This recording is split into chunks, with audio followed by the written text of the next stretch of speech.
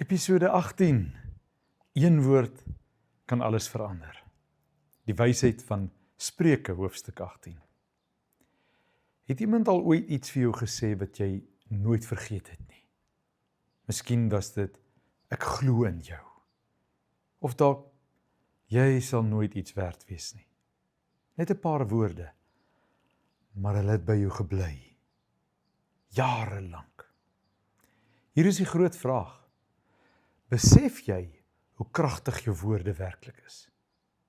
Vandag gaan jy ontdek waarom jou woorde jou lewe beïnvloed, hoekom wysheid leer om eers te luister, en hoe een woord alles kan verander.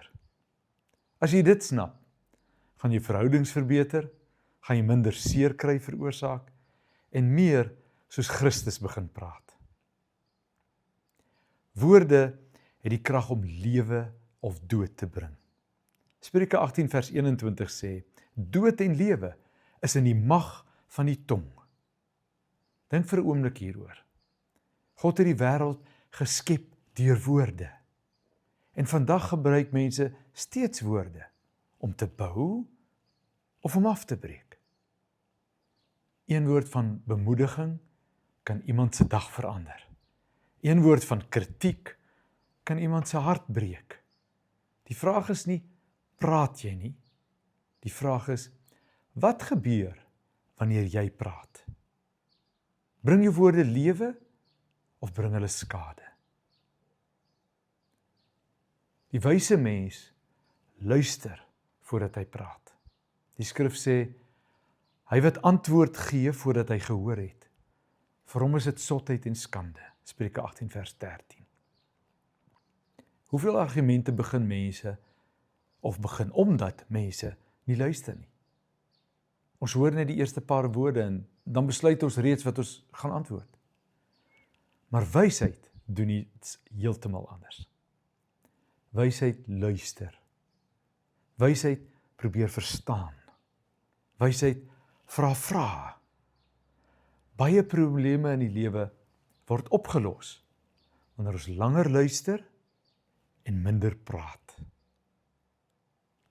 Jou woorde word gewoontes.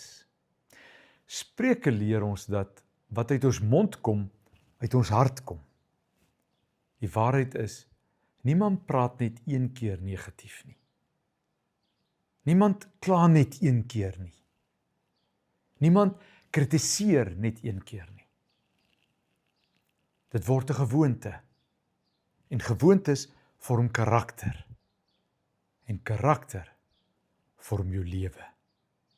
Vra jouself, wat hoor mense die meeste uit my mond? Geloof, hoop, dankbaarheid of klagtes, negativiteit en kritiek? Die woorde wat jy elke dag gebruik, bou die lewe wat jy môre gaan leef. Die Here is ons veilige toevlug. Dis wat Spreuke 18 vers 10 vir ons sê. Hy sê, die naam van die Here is 'n sterk toring. Die regverdige hardloop daarin en word beskud. Hier is die wonderlike sekerheid. Ons veiligheid lê nie in ons eie slim woorde nie. Ons veiligheid lê nie daarin om elke argument te wen nie. Ons veiligheid lê nie daarin om altyd reg te wees nie. Ons veiligheid is geborge in die Here. Wanneer die lewe moeilik raak, hardloop na hom toe. Wanneer mense jou teleurstel, hardloop na hom toe. Wanneer jy nie weet wat om te sê nie, hardloop na hom toe. Want in hom vind ons vrede. In hom vind ons wysheid. In hom vind ons veiligheid. Kom ons vat dit eenvoudig saam. Woorde bring lewe of dood. Spreuke 18:21.